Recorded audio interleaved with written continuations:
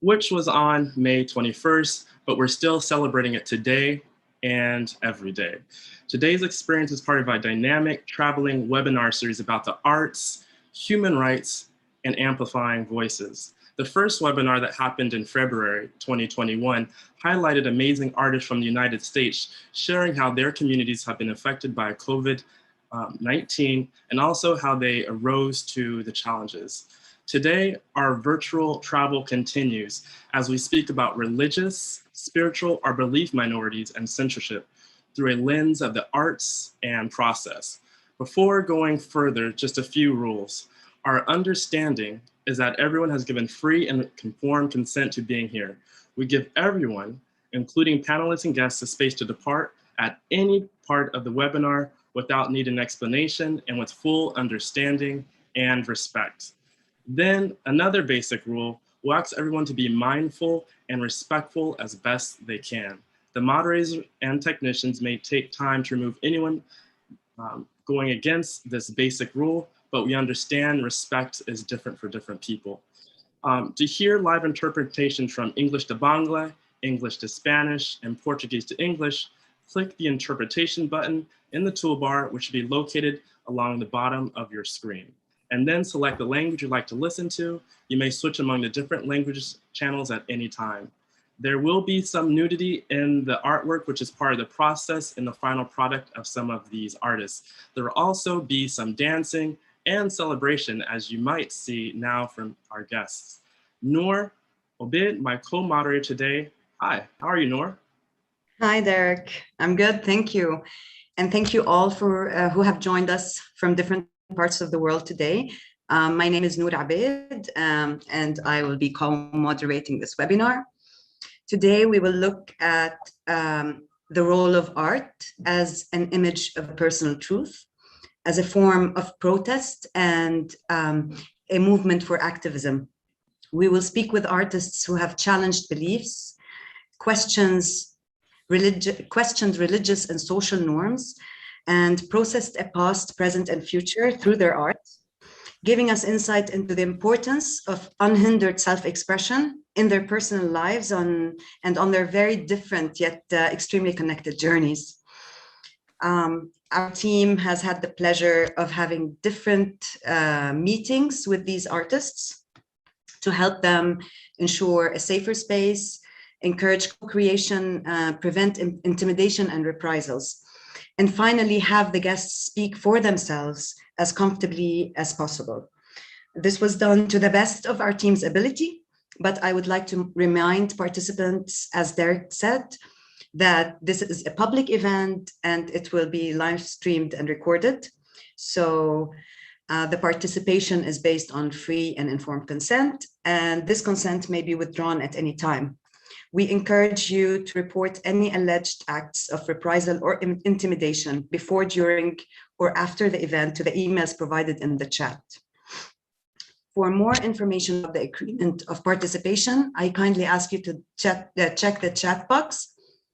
And this webinar will be on the Freemuse YouTube channel, but if you cannot find it, you can go to the Freemuse website on www.freemuse.org.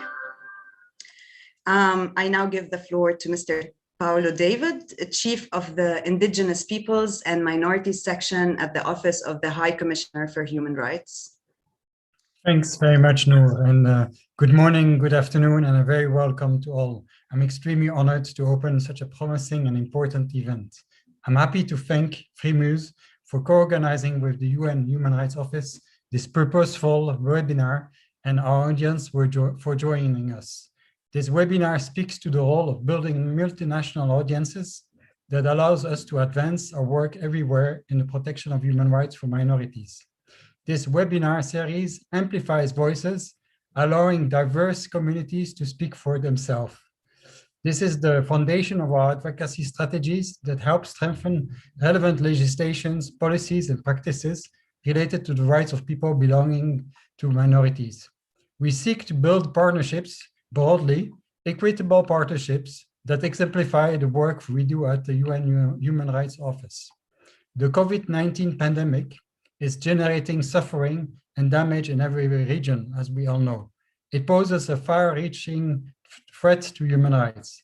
As Secretary General Guterres has warned, it threatens not only development, but also enhanced stability, enhanced unrest, and enhanced conflict. The pandemic is exposing the damaging impact of inequalities in every society during high-risk communities and groups that are made vulnerable, including minorities, require greater attention and mitigation measures at this time. When an existential threat faces all of us, there is no place for nationalism or scapegoating, including of migrants and minority communities. There have been, as we all know, growing and unacceptable physical and verbal attacks on minorities, and actions should be taken to combat this. Colleagues, the arts are an expression of the human soul, one of one's inner self. Arts is about feelings, emotions, vulnerabilities, strength, innovation, creativity, freedom, joy, and our sufferance. The arts can be an expression of protest against various forms of injustice, discrimination, violence, repression, or lack of freedom. All forms of the arts and the artists who produce them are entitled to the respect and the protection of the state. As expression and voice, these expressions are themselves entitled to the highest and more stringent forms of protection. Freedom of expression, including artistic freedom, is key to all societies at all times. Also, or I'm tempted even to say, especially during a major societal crisis, such as the pandemic and racial injustice we suffer through currently. Artistic freedom can only be guaranteed by an open, diverse, and empowered civil society space. Such space needs strong safeguards to protect its actors, including artists, through human rights-based legislation and policies. It is generally acknowledged that worldwide cultural rights are among the most neglected areas of human rights. Today, we have the great privilege to have with us the UN Special Rapporteur, Karima Benoun, who will share in a few minutes her expertise and views on the subject of this webinar. Cultural rights can at no cost be neglected, even less during societal crises such as the pandemic, as they are the basic food and fuel of human soul, mind, emotions, and brain, all of which are indispensable for survival and development of humanity and to all human beings to live in dignity and rights. I look forward to this dynamic conversation. Thank you for joining us in this journey. Thank you, Paulo David, for your introductory remarks. Thank you very much. I now give the floor to Dr. Srirak Plipat, Executive Director of Freemuse. Thank you very much, Noor, and good morning, good afternoon, and welcome all the participants on these very important conversations we're going to be having. I also would like to acknowledge all the artists who are here with us. Many of us have been in a very difficult situation. It's a privilege to continue to have the UN Special Rapporteur, Karima Benoun, with us during a very busy time also. Certainly at this time, the religion or belief minority artists are facing serious difficulties on many fronts, from the internal communities of those minorities themselves, which at times have limited space for them to express themselves, who they are as a person, what they believe, and how they can express themselves. And also facing as minority to a larger majority in terms of system of belief.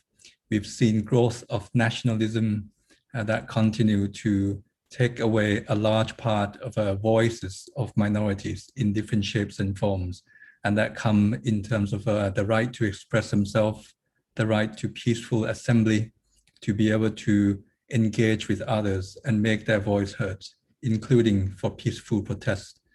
And this has been a challenge. The pandemic has been, unfortunately, increased the growth of nationalism. At times, we've seen it in terms of vaccine nationalism. And that has fueled the challenges of pushing for space of minorities, including what we have noted in the past few years of the growth of religious nationalism And this is not only the Hindu nationalism in India or Christian nationalism in Brazil. It went on to many parts of the world, whether they come at different shapes and size and packages also. Artistic freedom and religious freedom is one of a subset of the challenges that we have been facing. But what I would like to highlight at this point is some of the research findings that Freemuse has done. As an organization, independent and international human rights organization focusing on artistic freedom and cultural expressions, we monitor censorship worldwide in over 80 countries, and also in forms of other forms of restrictions of artistic freedom. And we found from 2018 to 2020, 274 incidents of restriction of artistic freedom on religious grounds only. 3 of them was resulted in being killed during these times. 77 artists, minority artists, through religious and belief, faced legal consequences. And we found that 60% of the challenges or these restrictions were responsible by governments and government-funded bodies. And this is creating opportunity for us also to engage constructively with governments to remove some of the barriers for religious minority artists to be able to exercise their rights. We also have found that this is very much in terms of forms of arts, music, visual arts, and films has been at the very forefront of this. It's hard to go without mentioning the challenges of blasphemy in this decade that has been continued. And blasphemy law still exists in over 55 countries and territories. And this has posed challenges to religious and belief minority artists in many shapes and forms also. I'm not going to go through some of the cases. I think last year we have seen a very serious cases, including the giving of death penalty that continue to exist in these decades. And that's mainly because 8 countries still have the law that penalize through death when it comes to hurting religious feeling or defamation of religions. It is clear, and the UN Special Rapporteurs on the right to freedom of religion and belief has made time and again that the defamation or death sentence of artists on the ground of hurting religious belief is inconsistent with international human rights law. And the very idea of human rights is to protect individual, not to protect ideology. There's much work for us to do on this regard to remove this particular barrier. Let me just finish up with some of the solutions, and I look forward to hear some of the conversations also, what we can do in situations like this. Let me just put one proposal forward also. Most of the restriction of artistic freedom and expressions of religious minority artists has been done legally. And that's mainly because there's still many laws that are inconsistent with human rights standards in the first place.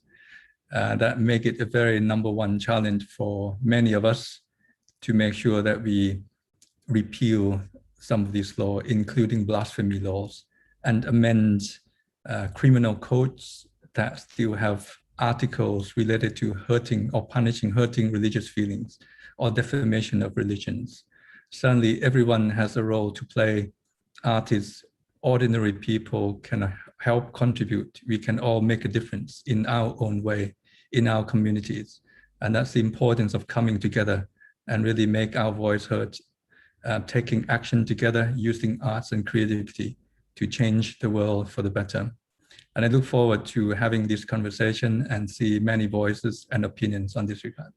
And wish you all a very fruitful conversation. Thank you very much. Thank you, Mr. Chirac.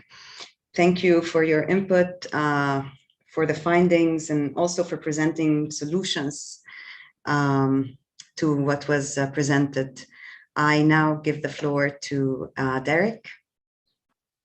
Thank you, Noor. Thank you, Dr. Pluplat. Thank you, Paulo, David. And contemporary art is about process and the creation and thoughts rather than just the final product. And with so many discussions with the artists, we've come up with several different themes. Some of the themes about censorship, and not even censorship on UN webinars. The idea of dealing with trauma through self-expression, through humor, through dance, through dress, through sensuality and sexuality, through publicizing the work of the artist as a form of protections as well, creating a space, a safer space as best we can, a co-curated space where people feel safe to express how they feel, as we said before, freedom of expression. Using the Faith for Rights toolkit, which talks about several different ways of understanding belief or not to believe, but everyone has the right to believe, the right to express themselves, and today through the arts. Also today we'll have 5 guests. One of the guests is Karima Banoun, UN Special Rapporteur in the field of cultural rights. I'll introduce her. After, I'll introduce 2 other artists. Then I'll pass the floor to my co-moderator, Noor, which will present 2 other artists. And rather than just speaking about the work, the artists will share aspects of their work, thoughts, and practice as well. So moving along, I would like to introduce Karima Banoun, UN Special Rapporteur in the field of cultural rights. Again, thanking her for joining us for this second webinar. She also joined us on the first and provided valuable insight in the field of human rights and minority rights. Karima Banoun, the floor is yours. Thank you so much for that kind introduction. Good morning, good afternoon, good evening for some, and warm cultural solidarity to everyone. My name is Karima Banoun. I'm the UN Special Rapporteur in the field of cultural rights, and I'd like to sincerely thank the organizers, the OHCHR Minority Fellows, Freemuse, the Sexual Violence Research Initiative, and the Joint Learning Initiative on Faith in Local Communities for putting on this important event and for inviting me. I'm honored to take part, and I think this is an excellent way for all of us together to mark the occasion of the World Day for Cultural Diversity for Dialogue and Development that took place last Friday, but goes on really all year. Today, I will provide an overview of the international legal framework for our discussion, some relevant background about the role of cultural rights and artistic freedom in struggles for human rights, some concerns that the cultural rights mandate has expressed regarding challenges facing minority artists, including those from religion or belief minorities, and some recommendations. First, let me address the relevant legal framework so as to remind us of the obligations that states have in this area and the rights that religion or belief minority artists have, which must be defended. The cultural rights mandate focuses in particular on the rights contained in Article 27 of the Universal Declaration of Human Rights and Article 15 of the International Covenant on Economic, Social, and Cultural Rights. These rights include the right of everyone to take part in cultural life without discrimination. And I always stress, everyone actually means everyone. These rights also include the right to artistic freedom. One must also remember at today's event the important Article 27 of the International Covenant on Civil and Political Rights, which requires that members of ethnic, religious, or linguistic minorities shall not be denied the right, along with other members of their group, to enjoy their own culture, to profess and practice their own religion, or to use their own language. All these cultural rights are core to the human experience and essential for implementing other universal human rights and achieving the Sustainable Development Goals. They are not a luxury, even and perhaps especially during a global health crisis. This brings us to the importance of cultural rights and artistic freedom and the work of cultural rights defenders to guarantee them. Cultural and artistic expressions have a strong transformative power and can influence the societies we live in. This power can be used either to maintain division in society or to overcome it. Artistic and cultural practices have been again and again at the front line of resisting oppression and upholding the values of diversity, human rights, and inclusion. As noted in the report I presented to the UN Human Rights Council in 2018 on socially engaged art, artists may choose to create engaged art, but equally validly, they may also choose not to. In some contexts, merely continuing any artistic practice at all may be a form of social engagement.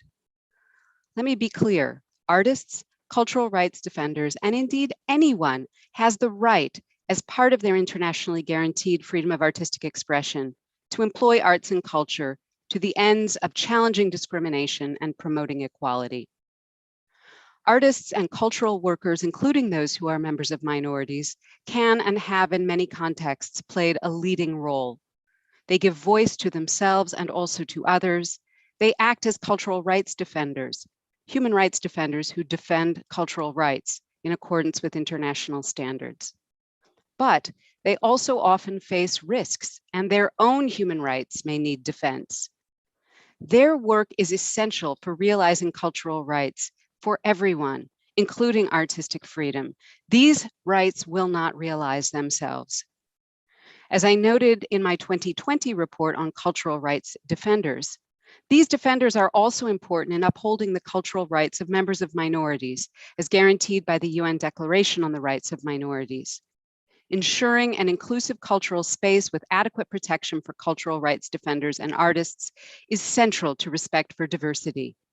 We must stand with minority cultural rights defenders and artists in this work and in overcoming the challenges they face.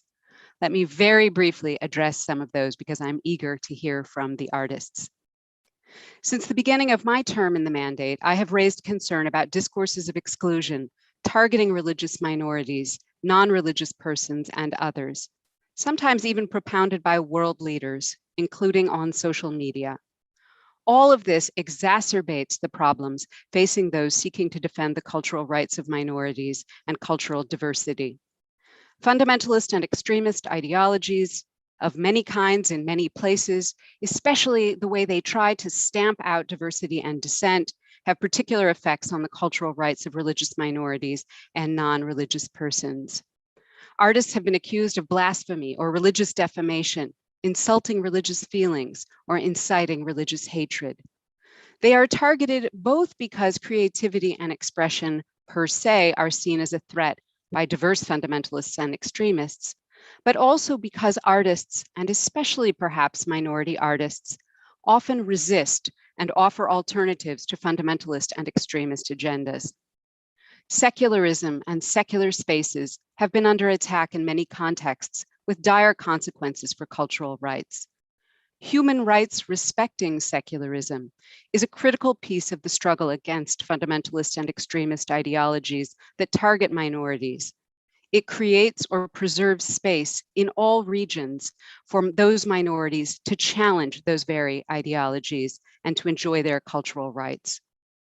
In my Cultural Rights Defenders report, I called on states to ensure that all national legislation related to human rights defenders is in accordance with international human rights standards, and to abrogate or reform without delay any legislation not in compliance with international standards or that inhibits the work of cultural rights defenders or puts them at risk, such as blasphemy laws or laws that discriminate against minorities.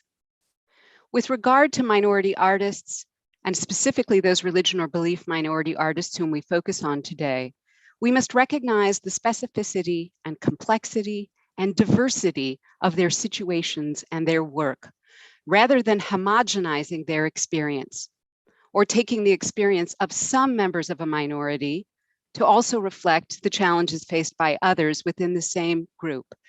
In my own work, I have tried to reflect on the internally diverse nature of groups. I'm currently preparing my final report as Special Rapporteur for the General Assembly, and it's about a human rights approach to cultural mixing, to mixed cultural identities, and to syncretism. We must also remember that minority artists too have a right to traverse any cultural borders that might be drawn, to share and to borrow. I have been reading the work of the late great Jamaican British cultural theorist Stuart Hall in preparing the report. In a chapter on what he called new ethnicities, he stressed the importance of recognizing what he called the extraordinary diversity of subjective positions, social experiences, and cultural identities within any group. He warned against creating a cultural politics of anti-discrimination by simply inverting simplistic discriminatory discourses.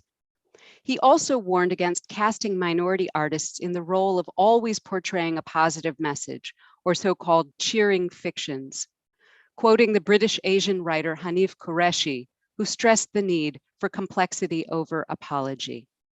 Perhaps as I wind down, one of the most challenging aspects of the work of religious or belief minority artists, to paraphrase the title of this event, is that they sometimes speak truth to power along multiple axes at the same time, criticizing discrimination against their group from the society at large, but also tackling difficult dynamics within the groups with which they are affiliated as well. So let us today, as we consider the work of religion or belief minority artists, and as we reaffirm our commitment to defending their cultural rights, let us also celebrate their important role in what theorist Homi Bhabha has termed vernacular cosmopolitanism, or that is to say, in moving in between cultural traditions, revealing hybrid forms of life and art that do not have a prior existence within the discrete world of any single culture or language. In our polarized world, this is a vital contribution to the cultural life and cultural rights of everyone. Thank you. Thank you, Karima. You dropped so many different types of themes that we will discuss, especially I liked how you talked about diversity of experiences, and we have that today with people from Russia, Lebanon, Bangladesh, and Brazil, but they are traversing geographic boundaries, but also identity boundaries as well. And also you use the late Stuart Hall scholarship about the idea of cheer, as well as we will be talking about trauma and very serious topics. And some of the artists bring comedy and cheer, but also they intersect that with other deep ideas. So again, thank you for really foregrounding this talk, this experience on human rights, on minority rights, on religious minorities, on just several different diverse ideas. For our first artist guest, I would like to introduce Yulia Lanina. She is a Russian-born, US-based multidisciplinary artist that creates work that bridges traditional media and performance with new technologies. Her work shows alternate realities where the flawed and the broken create spaces of healing intergenerational trauma. Welcome, Yulia. How are you?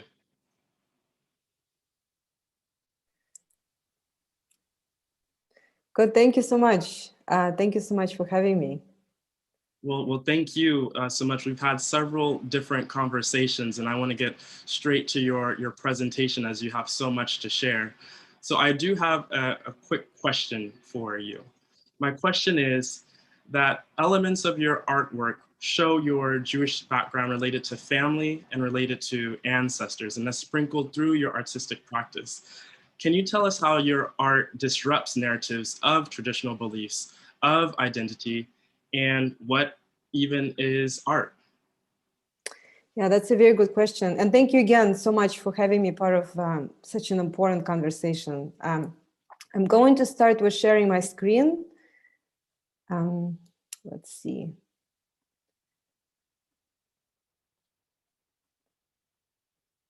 Okay, you should be able to see it now. Yes.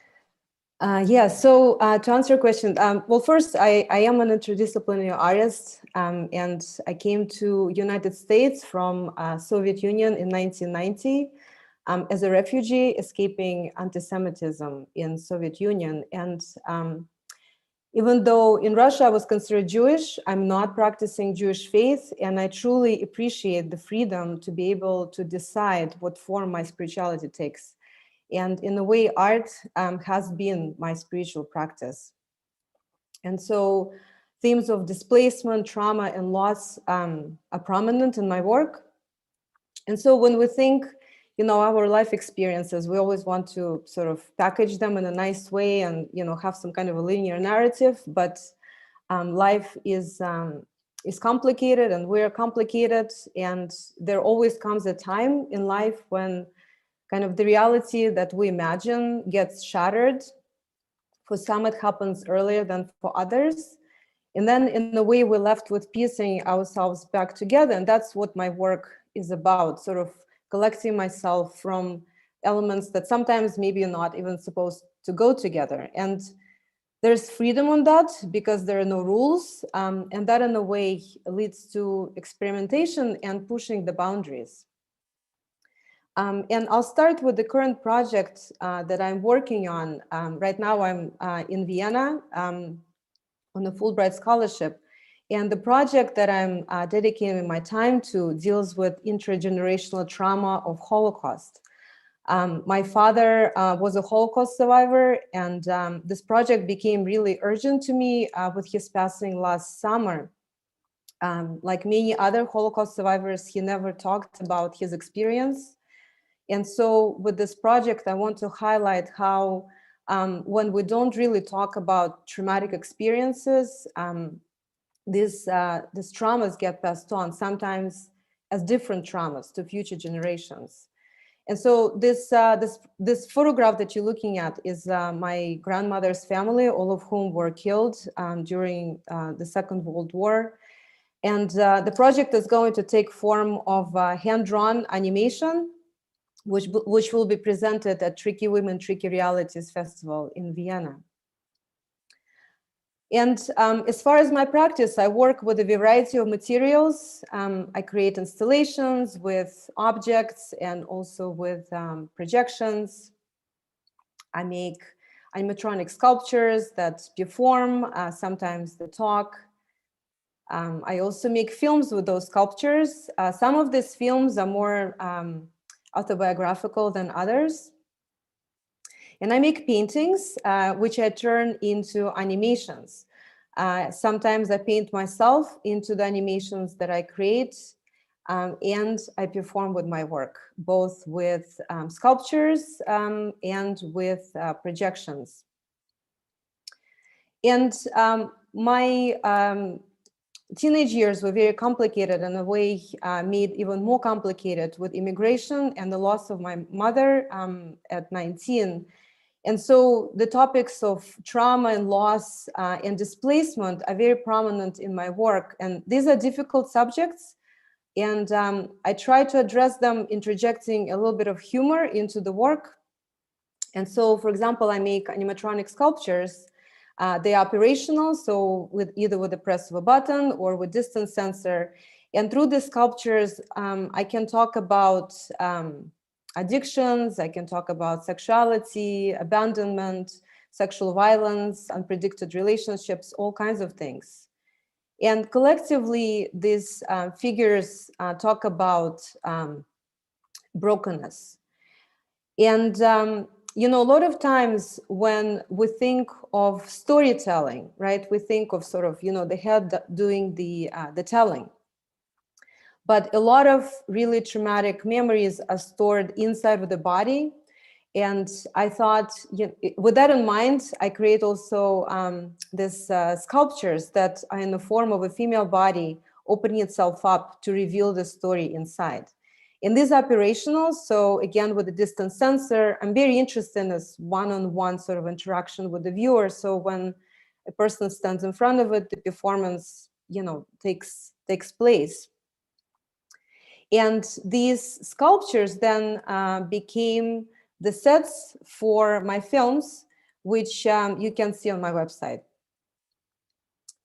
But I always think of myself as a painter because all of my work starts with the painting, you know, no matter what it is. And so I sketch it out, I draw it out first, and then it becomes projection or installation, even performance.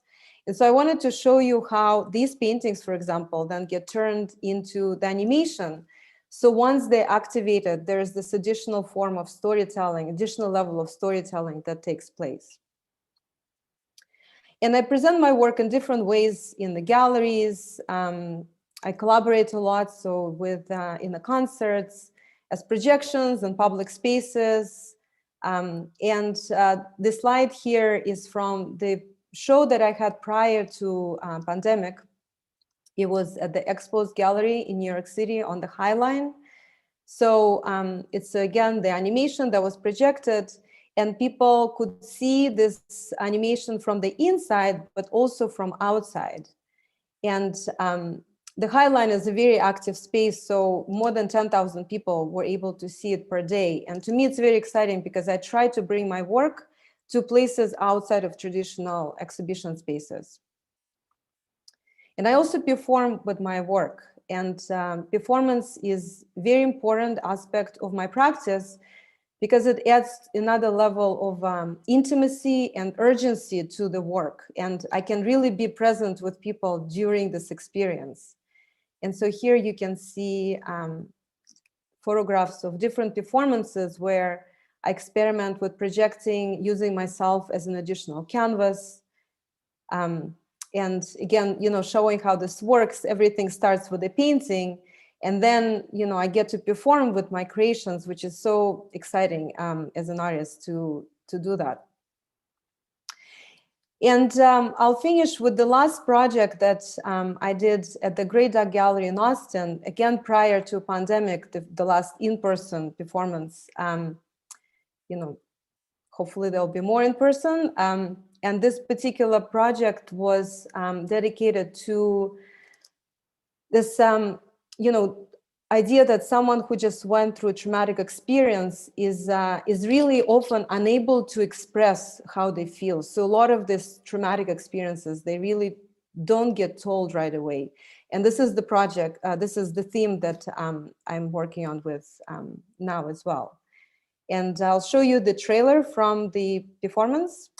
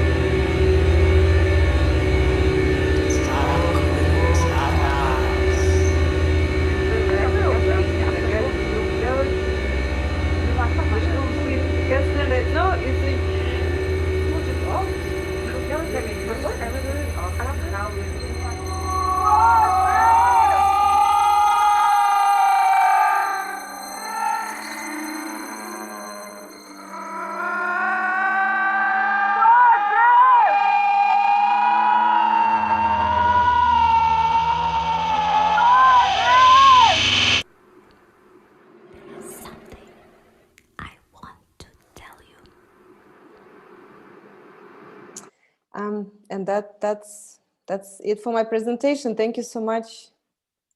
I'm gonna stop sharing my screen. Thank you, Yulia.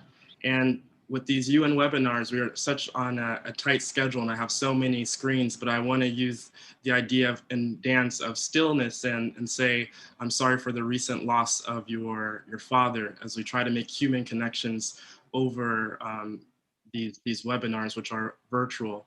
And at first, when I saw your dolls and your art with the beauty and the grotesque, because I'm a little bit scared of dolls as well, but looking inside your work and opening, you can see the tenderness inside. And as Karima Benoon was saying, it's just the complexities of identity and looking beyond the superficial and the surface, which why I really enjoy your art. And I invite guests to look at her art as well, the performance art, the movement art, the visual art. So again, thank you. And we will return with a few audience questions or questions of our own. Thank you so much. Thank you. Our next guest is Mazen Kadaj. Mazen is a multidisciplinary artist from a Lebanese Druze background. And having many conversations with Mazen, he loves introducing himself with his own voice, with his own hands, with his own expressions. So I will give the floor to Mazen to introduce himself, but Mazen, come back to me because I have a question. But okay. Mazen, the floor is yours. Hello, everyone. Marhaba. I am, first of all, I'm really happy to be here with you and talking about this very sensitive subject. I am Mazen Kadaj, born 1985 in Alay, Mount Lebanon. I am an artist. My practice is painting, performance, performative films, and multi-channel installations. My art revolves around the ideas of sexuality, spirituality, and also being an Arab immigrant in Germany. I've been living in Germany, currently in Berlin, for the past 5 years. I come from a Druze background, who are a minority in Lebanon to start with, 5% from the Lebanese population, and around 800,000 in the world's population. I always say that I come from a minority within a minority within a minority within a minority. The first is being Druze. The second is my sexuality. The third is being an artist and having to pursue art in my community, and being the black sheep in my family who also loved me, and also being a self-taught artist in Germany. And the fourth is me being an Arab immigrant in Germany. I cherish these minorities because I feel that they give more purpose to my art. As an artist, I represent myself, and perhaps my art represents a lot of people that belong to these minorities that I've mentioned before. I am always, my art is an autobiography, and I'm always keen on making my art as transparent as possible and as direct as possible, even if that at one times could cause me censorships, for example, in my exhibition in Lebanon in 2019, or on the internet in 2020. I believe in the freedom of expression as an artist. I am a fighter, and art was and is still means of fighting back social suppression. I exist through my art, and I want to exist and I want to be heard, whomever I am and wherever I live.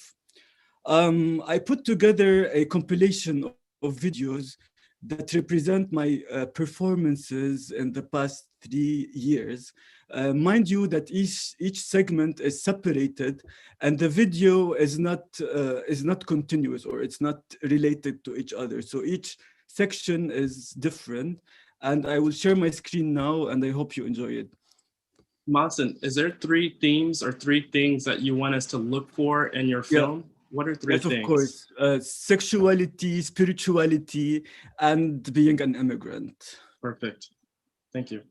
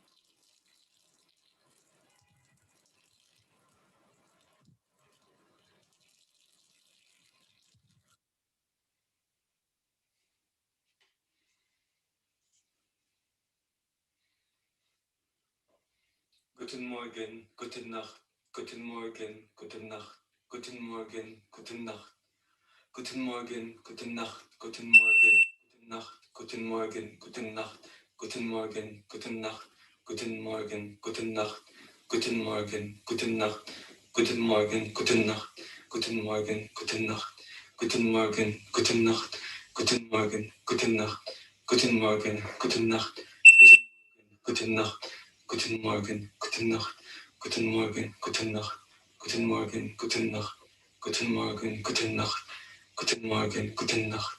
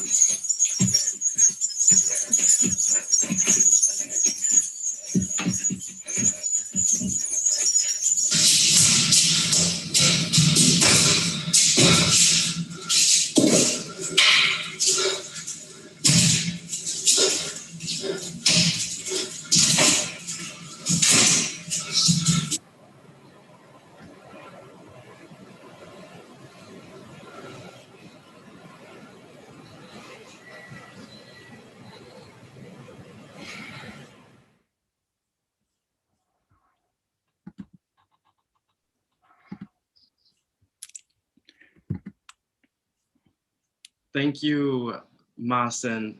Thank you. Thank you, Derek.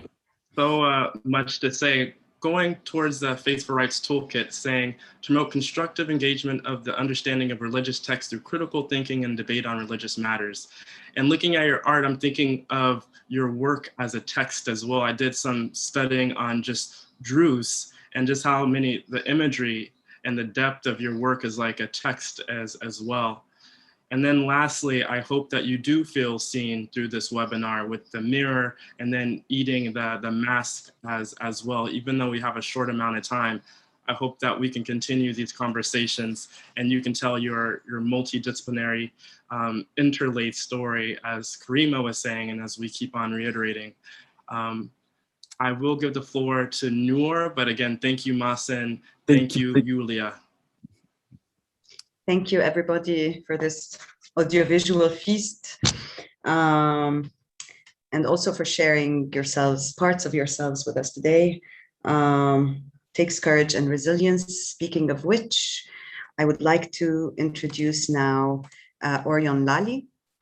Orion Lali is a performer, visual artist, and professional actor. He's unapologetically gay and open about his HIV positive status. Hi, Orion.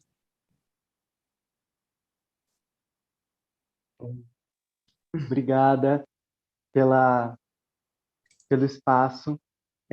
Bem, eu sou performer, eu trabalho com diversas linguagens e venho trabalhando a relação do meu corpo com o HIV, com encontros eróticos com outros corpos. Né? Eu falo de rituais, de mitologia, sexo, pornografia, que atravessam esse meu corpo, o HIV e a AIDS hoje no Brasil. Eu expus um trabalho no Museu Municipal, no Rio de Janeiro, e sofri um processo de censura pelo Estado de Bolsonaro, que a gente está vivendo hoje aqui no Brasil, um estado de exceção. E fui acusado de crime contra o sentimento religioso. Fui perseguido, ameaçado de morte e respondi na justiça brasileira por me manifestar artisticamente. Eu acho que vai passar o vídeo, né? Não sei como que vai fazer.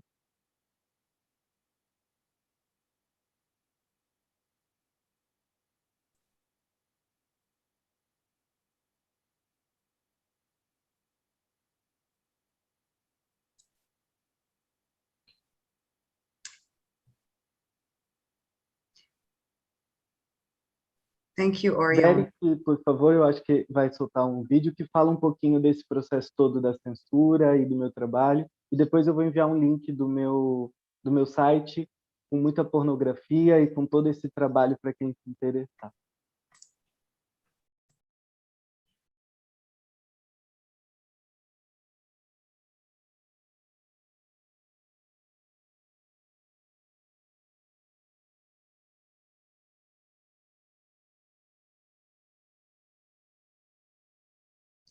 Okay, so will we now be seeing the video Letters Not to Forget Me?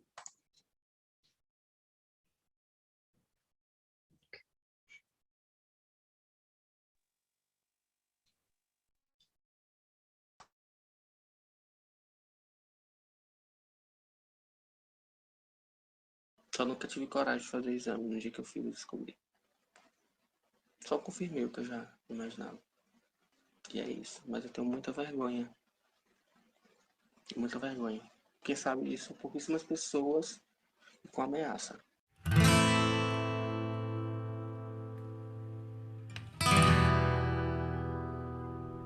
Entrei no mar para ver as estrelas mais de perto e acabei vestindo verde. No começo, era só o sangue verde musgo, embolorado. Louvai ao Senhor. Talvez pela minha ignorância ou um quase nada sempre revisitado. Tu és pó e ao pó retornarás. Está feito. Cravou a bituca de cigarro na janela, pegou as malas, eu com 39 de febre, e partiu para nunca mais voltar. E agora corre no corpo. E agora até que a morte o separe. Agora. Foi bom foder sem capa. Só que você não me deu tempo de escrever um verso dizendo quanto te amava e que queria ver os nossos filhos correndo no jardim. Ou de ver você nu cantarolando no chuveiro, ou meter sua língua nas entrelinhas dos meus pelos, ou sentir a membrana do seu olho batendo asas pra mim, ou ficar alienado vendo você amassar a batata com garfo. Pai, Filho e Espírito Santo, assim no pelo. Foi humano me afastar de mim, da minha dança fuleira,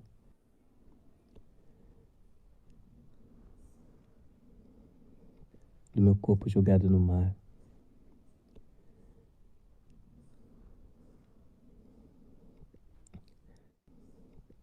E aceitar a deusa das águas e seu rito de passagem. HIV pra mim é ritual, é culto, é religião. É encontrar aquela potenciazinha e verter arte.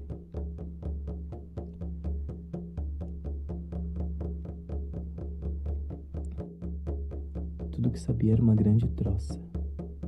Decidi.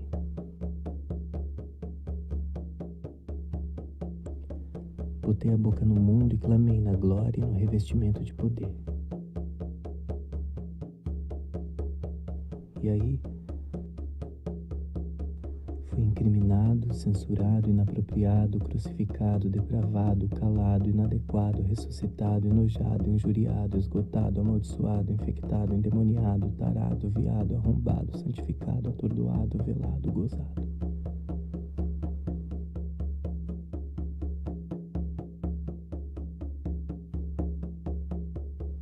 Pecado abençoado de uma fábula ficcional, mitológica e ilusória sobre esse corpo que vive com HIV e seus encontros. Espinho na carne, vaso de bênção, cajado puro do mundo. Vem.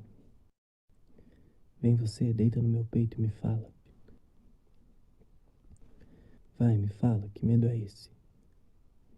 É o que eles chamam de afeto, zelo, cuidado, amor. De saber que agora eu também me aproximo da morte? Muita vergonha. Quem sabe disso? Pouquíssimas pessoas com ameaça. Ameaço sim, porque é uma coisa minha, mas o HIV é uma doença sexualmente transmissível. É através do sexo, um sexo que para eles é errado, um sexo entre dois homens. A gente já não é aceito por ser gay, ainda tem uma doença autoimune. Acorda, a gente vive no Brasil. Eu acho que eu não merecia. Eu não merecia.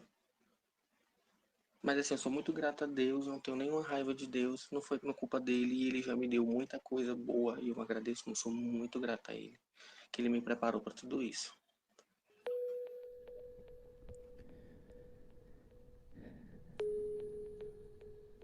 Faz um tempo espetacular lá fora. O céu azul sereia e eu expirando na cama que conhece e afaga meu corpo, meu sono. À espera do apego antigo, da falta de ar, do reflexo de um Messias. De que serve o sal inundando todo o travesseiro, o peso da cabeça, o filamento ceratinoso no rosto. Todos esses sinônimos, as palavras difíceis. De que serve quem institui os corpos fundamentais para o status quo? E esse mercado imperialista que, em nome de Cristo, disputa a relação de poder, já que nossas corpas são menos importantes em terras tupiniquins? Outro erro no código do sistema. Confraria, vigia e ora para que não entreis em tentação. Oremos. Saravá, amém, axé, shalom, que assim seja para todas nós.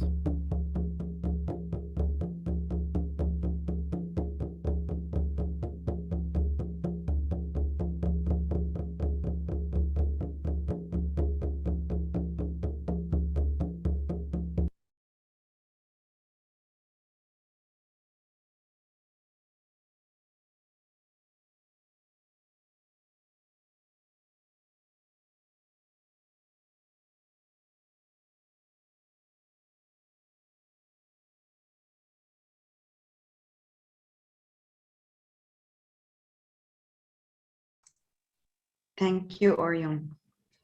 Thank you very much for your work. Muito, porque é um processo, foi muito difícil, esse processo da censura foi muito violento, perdi vários trabalhos, então é um prazer enorme falar com vocês, e eu vou deixar o link do site para quem quiser conhecer o trabalho e se masturbar gostosinho com esse corpo que vive com HIV.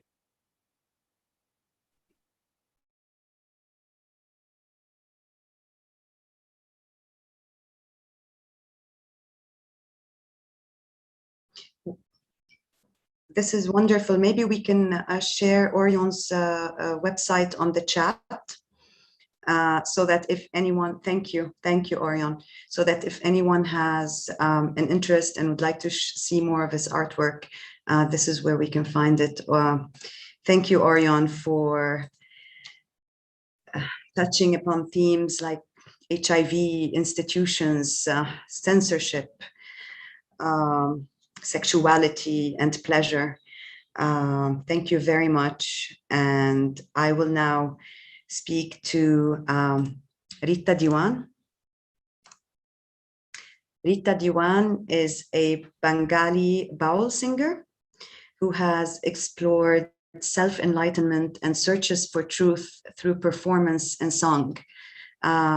Rita, are you here? Hello. Nice to have you with us again. Ji. Rita, can you explain to us a little bit how... Ji achi. Yes, Rita is here. Rita, can you explain to us how your art, your style of music has led you through a journey of self-exploration and discovery?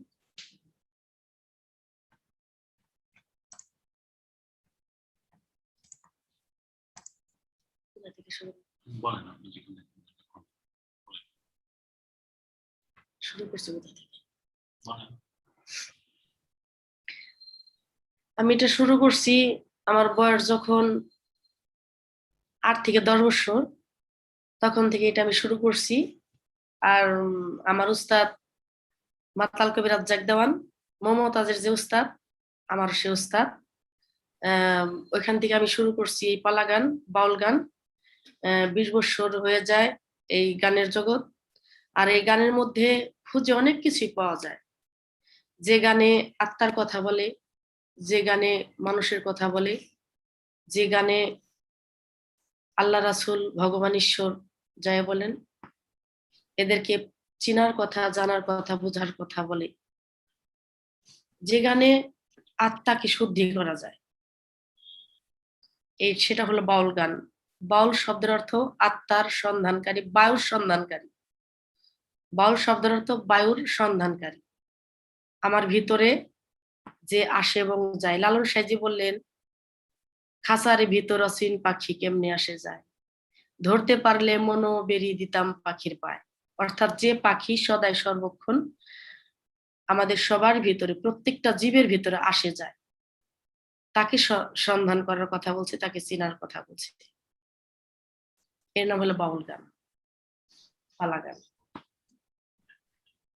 So Rita started singing when her age is 7 to 8 and 8 to 9. Around that time she starts singing.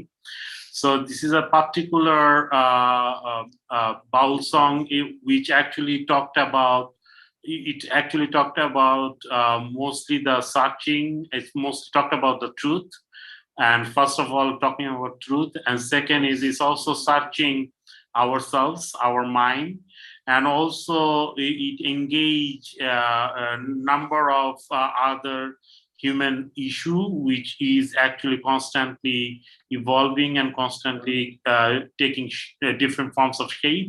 So it's actually searching for soul. So she referred some of her gurus name, and those gurus actually influenced her very much. And at the same time, she actually quoted a Lalon song.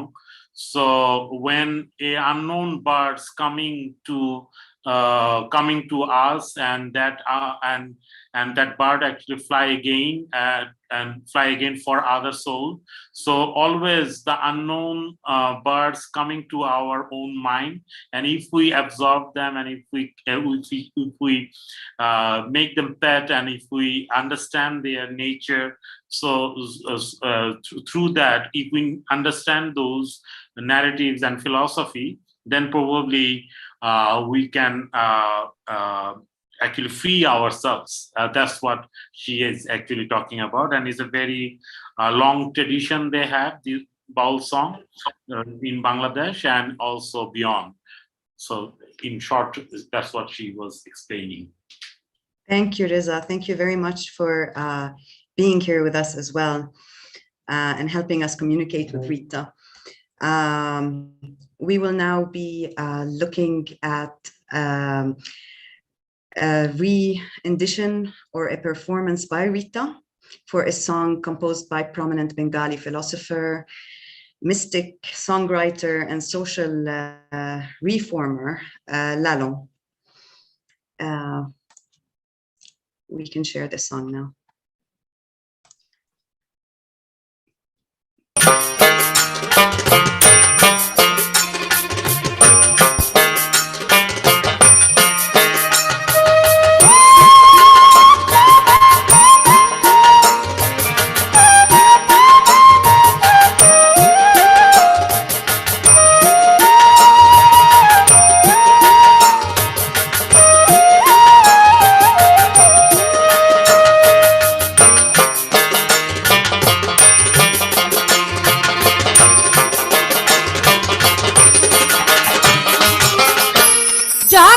তোমার মনে ধরে, যখন তোমার মনে ধরে, তখন তুমি আইসো রে মুর্শিদ, তোমার জন্য আমার দুয়ার খোলা আছে রে মুর্শিদ, তোমার জন্য আমার।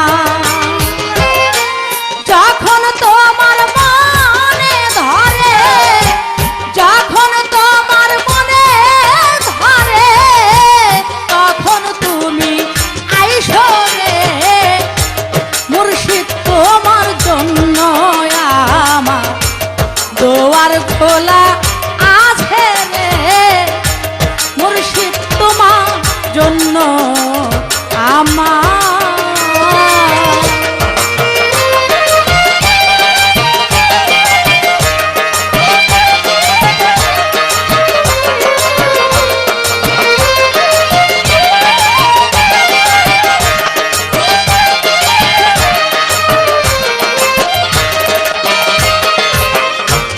মুর্শিদ তোমার আশার আশে দুয়ার খুলে আছি বসে, দয়াল তোমার আশার আশে দুয়ার খুলে আছি বসে, কখন জানো তুমি এসে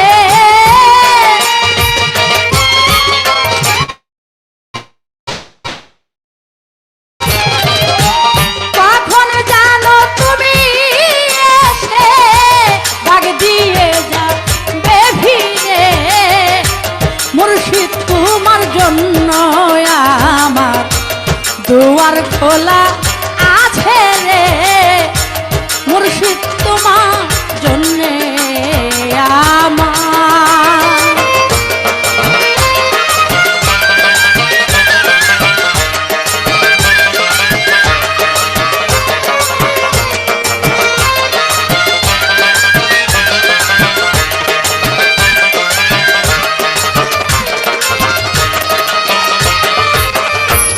যখন যে ভাবে থাকো আমার কথা স্মরণ রেখো, যখন যে ভাবে থাকো আমার কথা স্মরণ রেখো, আমার নিদান কালে তুমি দেখো, আমার নিদান কালে তুমি দেখো, রেখো চরণ পাশে রে মুর্শিদ, তোমার জন্য আমার দুয়ার খোলা আছে রে মুর্শিদ, তোমার জন্য আমার।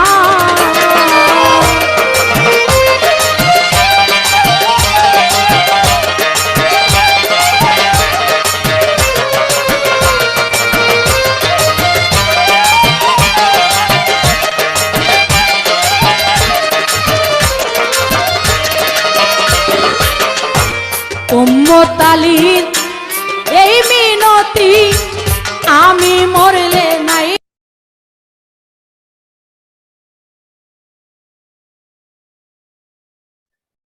Everyone, I think Victoria, we know you're not new, but welcome back in the branch. So wonderful to have you all here. And sorry, Nikani, because we have the racial justice team, and Nikani also works with the racial justice team. Nikani is also back in the branch. So Nikani, please. Hi. Thank you.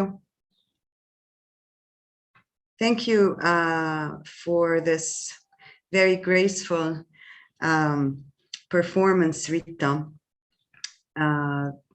The subjects were inclusion of grace and the power of thought and mind, as well as self-introspection and enlightenment. Again, thank you very much for being here with us today. I will now take a question from the chat. The question is for Orion. Orion Lali. Are you there? Hi, Orion. Someone from the chat was asking if you can let us know a little bit more about why you closed your eyes during your visual performance.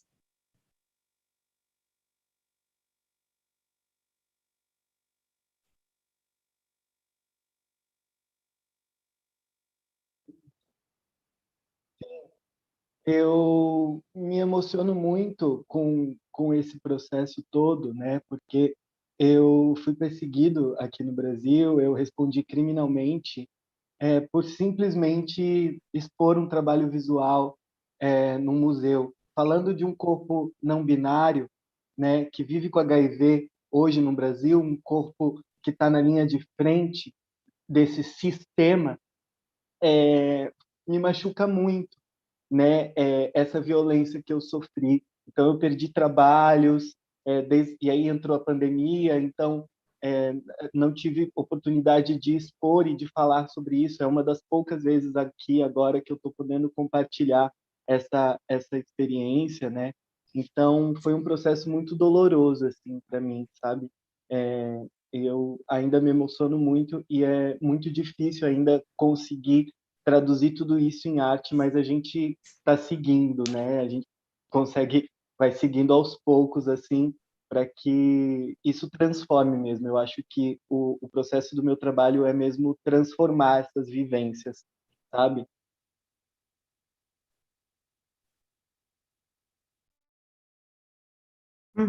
Thank you, Orion. Thank you. My next question is for Rita. Rita Diwan.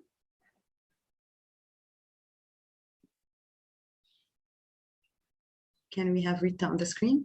D. Yeah. Rita, someone from the attendees, one of the attendees has asked if you have listened to traditional Rwandese music.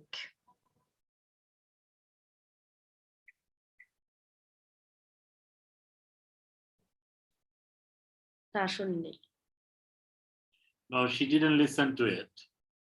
Okay. I'm not sure, but I think that the person asking this question is assuming that or suggesting that maybe it would be nice to listen to that kind of music and also give us your opinion.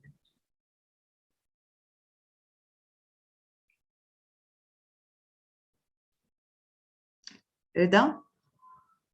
We're done. So I now, yeah, okay. Thank you. So I now turn the floor for more Q&A with Derek. Yes, thank you, Noor, and thank you all the guests. And thank you interpreters as well. We have about 6 or 7 in several different languages. And as I said before, the idea of contemporary art, of modern art, is about process. And the process of creating this, we hope we can use this template for other Freemuse and United Nations webinars, as well as creating experiences, virtual experiences. I do have a question from the chat. And the question is for Masen and Yulia. So whoever wants to take the question first. And the question is, at a time when the world is experiencing ongoing large-scale social exclusion and marginalization, what kind of change can art bring? And whoever wants to take this first, please attack this question because I know you both have excellent ideas. Who would like to go first? Masen. Yeah. So hello again. Yeah, art, like I've seen it so many times that art can really touch subjects and very clearly. So especially when the artist has a lot of history and that is very in touch with his background or with his messages that he wants to convey. And I've got so many times people coming to me and asking me about certain images and how I can translate it. And with my performances, like also my paintings, but my paintings are a bit abstract. So with my performances and installation, it's a bit more direct. So with the visuals and symbols that the artists use, they can really touch base in conveying their ideas. And especially in installations, like I so many times put my video performances that you've seen, they all are part of bigger installations. So the visual, which is the video playing, and the whole surrounding of the video and how the viewer enters this installation and views the video, this really helps in transferring the idea from the artist's beliefs and personality and ideas to the viewer who is interested in such kind of art. Yeah, and I'd like amazing. to Go on. I'd like to add to the answer as well. I feel, you know, art is an artist, they're like a mirror for the society, and so that's what we provide, right? And art a lot of times is not so much about answering questions, but asking the questions. And so that's what, you know, what we can bring. And as you saw today from presentations, voicing the stories that are not heard in mainstream and not told, that's, you know, one of the kind of, not so much solutions, but one of the ways we can bring forth the change. Amazing. And I see that Rita has some information, would like to answer that question as well. Rita?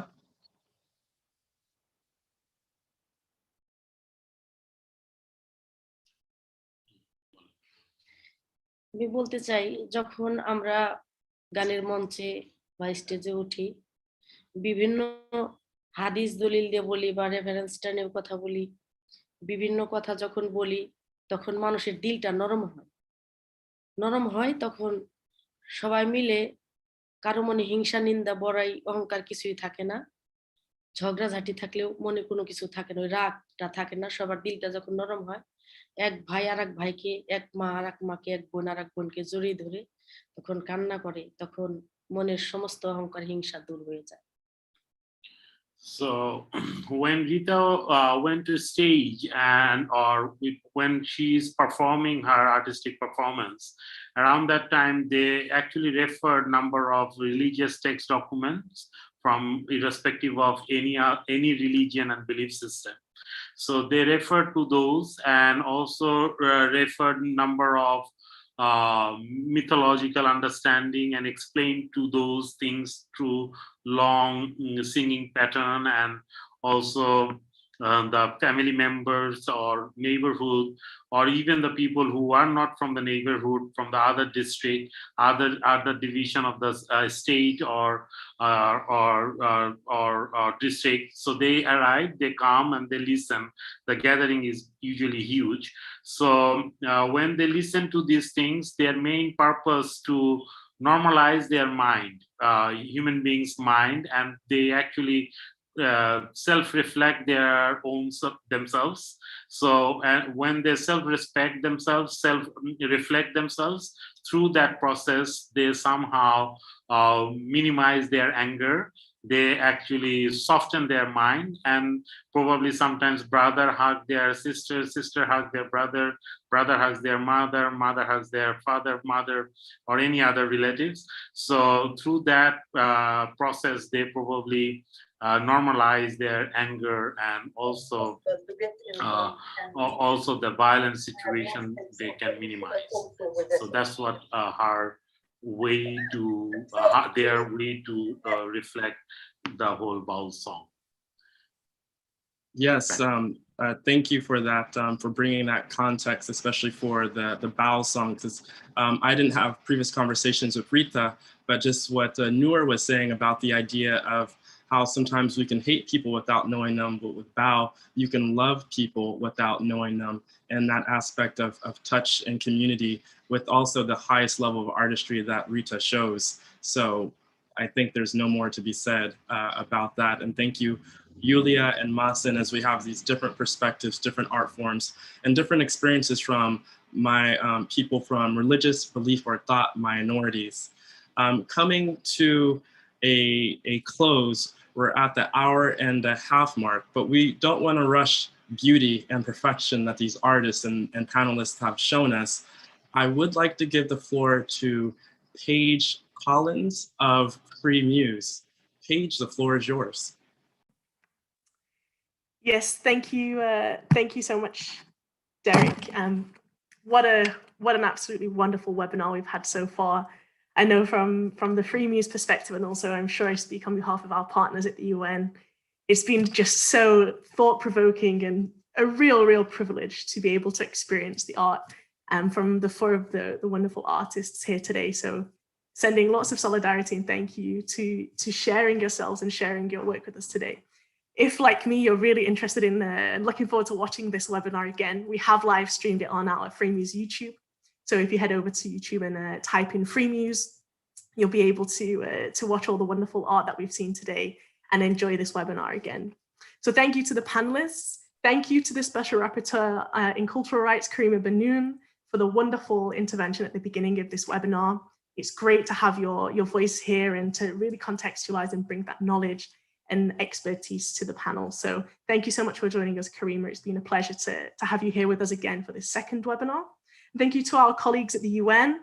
As Derek has mentioned earlier in this session, our first panel and our first webinar took place earlier this year, and that looked at minority artists in the US in the context of COVID-19. This is the second of our webinars, and I think it's just been a wonderful experience to do this again. And we hope to do it in the future also. So please do continue to follow Freemuse. You can follow us on social media on our website, freemuse.org, and also to our colleagues at the UN on the OHCHR minorities platform, where we'll be posting context for further webinars. Just an additional point within the context of this topic, it's as we've really heard today from our four wonderful panelists and the expert voices at the beginning, it's quite complex, with lots of different intersecting identities and also narratives. So within this context, Freemuse, we have drafted a briefing on the topic in association with this webinar today on freedom of religion and belief, artistic freedom, and a specific focus on blasphemy and blasphemy laws. So if you're interested in learning more about this topic, please do visit our website, and under the event page where we are also hosting the YouTube video, you'll be able to really view and see the briefing on this topic to learn more. So once again, thank you so much to our panel. Thank you to Karima Benoon, and thank you to our colleagues at the UN, and really looking forward to continuing this partnerships with you all going forward. Thank you, Paige, and like we do at Freemuse and the United Nations Human Rights is giving shout outs and all of the communications you've done and coordinating across different time zones that and you still come to our meetings with such cheer and a positive attitude. Thank you. I would like to give the floor to my colleague, Cloud Khan. Yes, okay, I'll say a word. I think we'll hear from the Special Rapporteur. Karima, do you want to say a word before I go ahead? Sure, I'll try to be very quick. You're very gracious to offer me the floor again. I mainly want to congratulate and thank the artists. I have to say I learned so much from listening to you and seeing and hearing your work, and just the incredible multifarious ways in which you engage with religion and spirituality and belief themes.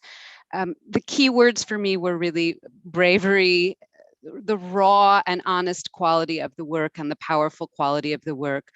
It seems to me often that human society is based on us telling ourselves many lies, collective lies and personal lies.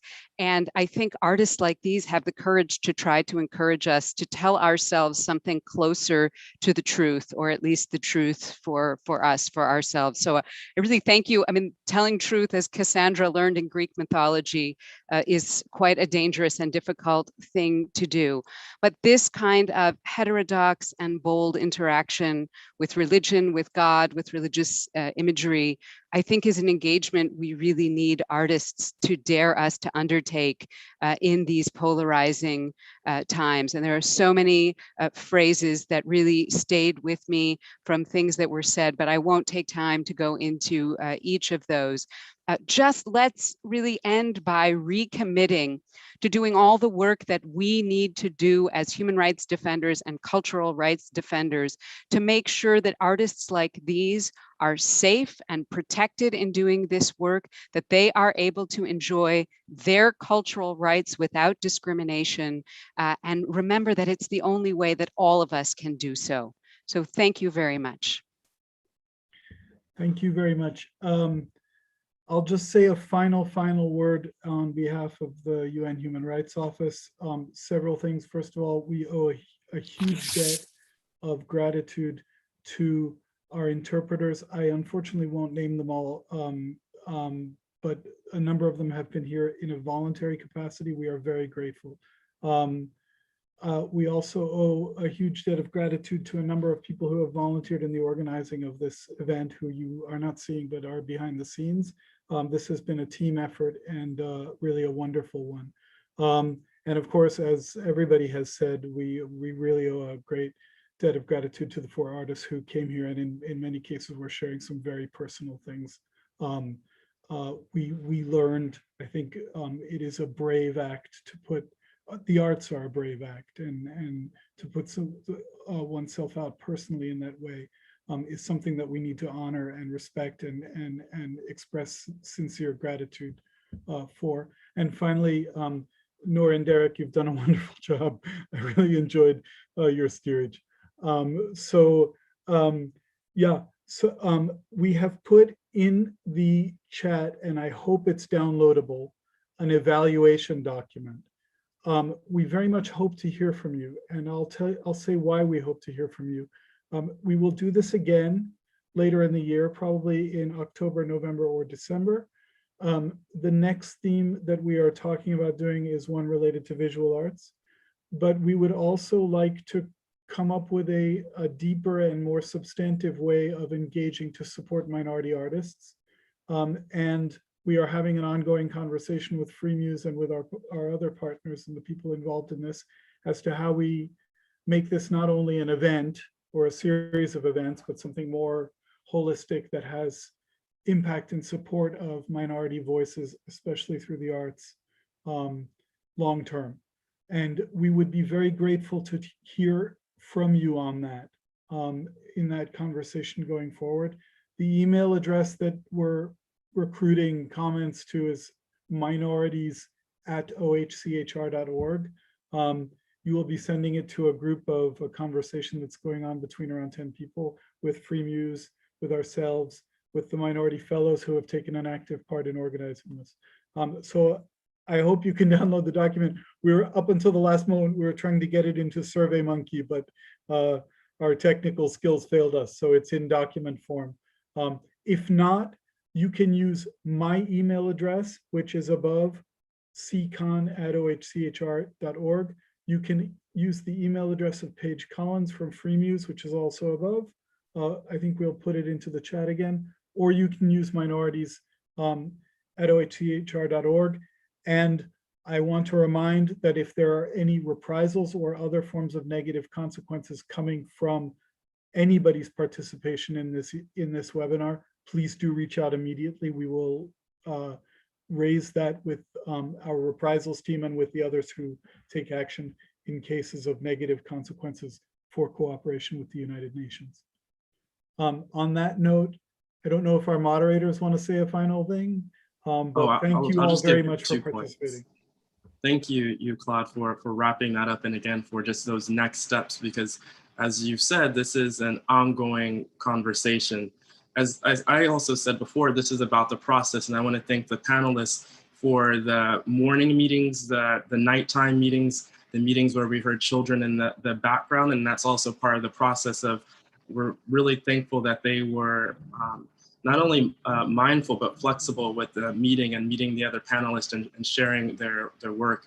And then my final point before I pass the floor to Noor is, how would our pandemic experience, however hard that it was, been without the arts, without music, without visual art, without the myriad of form of arts? So in that, I would like to say, support your artists, support your minority artists, support artists who are taking risks, support artists who face censorship and anti-blasphemy laws. I pass the floor to Noor for our final words. Final. Thank you, Derek. Thank you so much, everyone. I hope that this traveling webinar will continue to explore these themes with artists, help amplify their voices and build meaningful connections. The model seems to be one that not only builds connections, but also sparks concrete actions, as Claude was saying. I just want to thank really everyone on and off screen, the communication researchers, the technicians, the artists for their braveries, the UN, Human Rights, OHCHR, and Freemuse. And hopefully we will see you all again in our upcoming journey. Goodbye. Bye, everyone. Bye. Bye, thank you.